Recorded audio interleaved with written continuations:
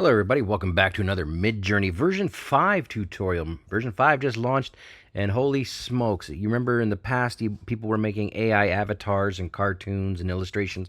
Well, version 5 has taken it to the next level, and let me show you here.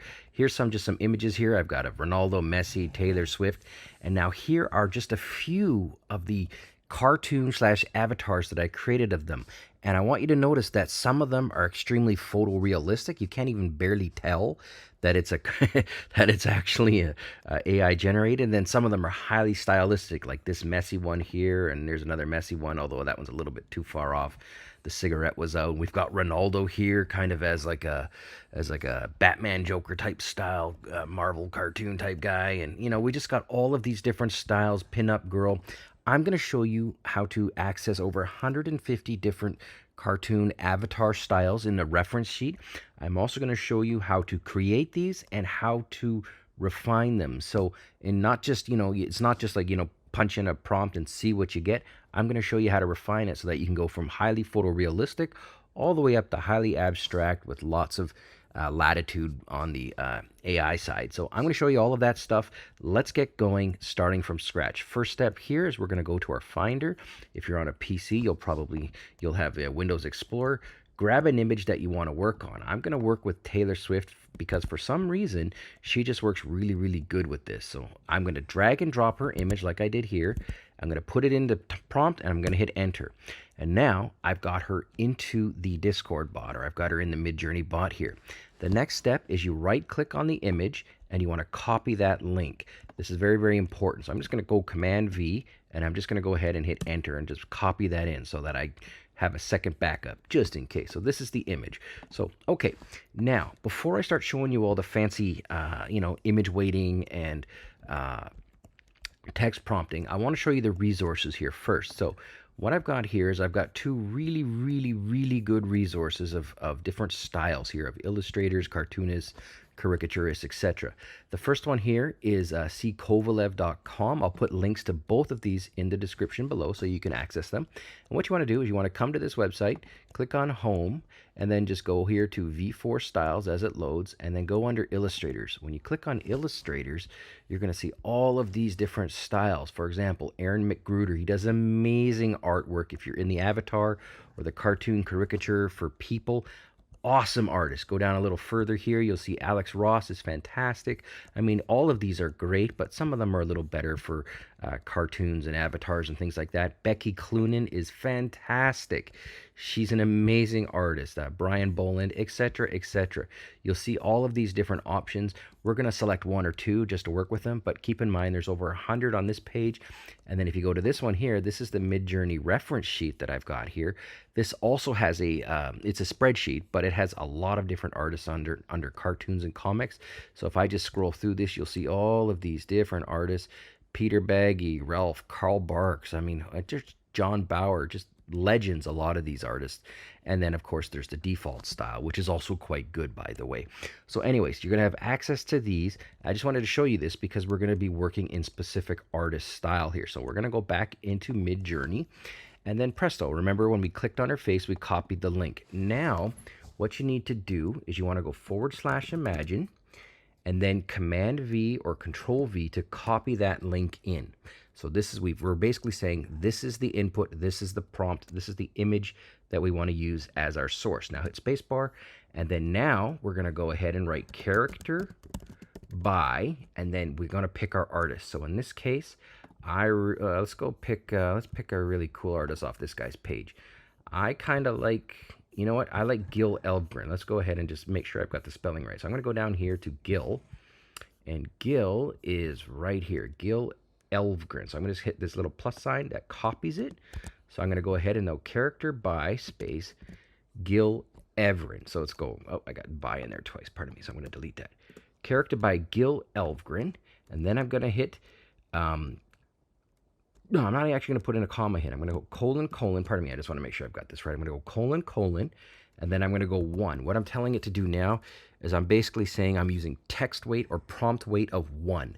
So I'm not going to make it too strong or too weak. We could change this in the next step.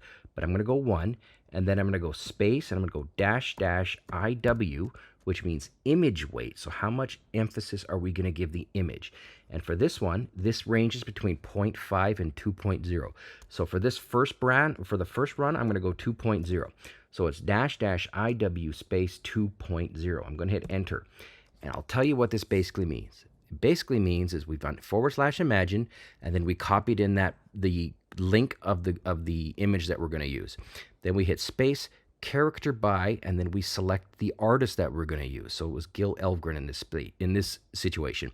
Then we did : 1, which means we're giving it a weight of 1. So we're not making it strong or weak. We're just giving it a regular 1.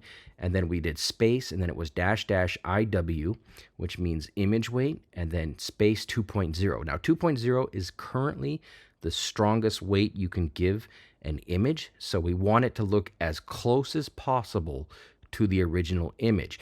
In the next version, once this is done, I'm going to show you how to give the AI, a little more latitude so Midjourney could make some more artistic decisions. But we're going to go with photorealistic style based on this artist first. When this is done, I'm going to come back and then I'm going to show you the remixing options. Okay, welcome back. So it has done it, and let's take a click on what we got here. So a quick eyeballing of this. The second one is quite good. The third one is fantastic. And the fourth one is also very good, but it could use a variation. So in this case, just to keep this moving, let's select a third one. So what am I going to do? You could just click upscale on the third one and use it as is. So you can just right click now and just save that image and save it to wherever you want to. Or we can do variations of these. And that's what I want to show you now. So I'm going to click on V3. And when you click on this, you'll see that the remix prompt comes up. And this is why this technique is so useful, because look at this. We have character by Gil Elvgren, and we've got an image, we've got a prompt weight of 1. But what happens if we set that prompt weight to 1.5? Now we're going to say we want it to be more stylized like that artist.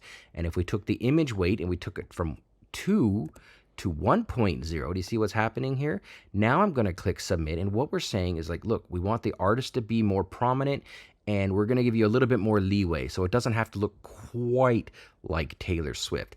Click submit, and I'm going to come back when this is done, and just keep in mind that this can be infinitely iterated upon. So you can change them to 1.5, 1.25, 2.0 until you get the image and the style you want. You can also swap out the various characters. So this right now it's by Gil Elvgren, but if you get a look that you like, swap in a different artist name, hit the button, and presto, off you go again. So I'm going to come back when it's done, and I'm going to show you one last thing. All right, welcome back. So now we've gone ahead and we swapped around some of the settings here. And if we click on it, we've got a little bit of a different look. This is more stylized. You can see that it's more cartoony, and it doesn't look quite as much like Taylor Swift.